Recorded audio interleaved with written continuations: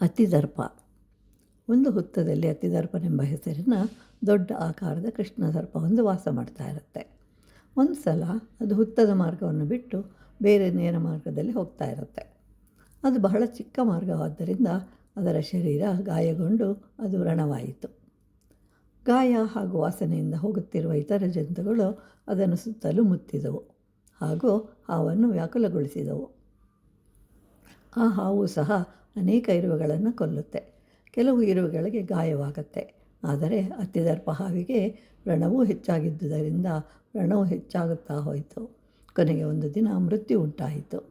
ಆದ್ದರಿಂದ ವಿಷ್ಣು ಶರ್ಮ ಹೇಳ್ತಾನೆ, ನಮಗೆ ಯಾವಾಗಲೂ ಹೆಚ್ಚಿನ ಶತ್ರುಗಳು ಇರಬಾರ್ದು. ಜನಸಮುದಾಯವನ್ನು ಕಷ್ಟಪಟ್ಟು ಗೆಲ್ಲಬೇಕು.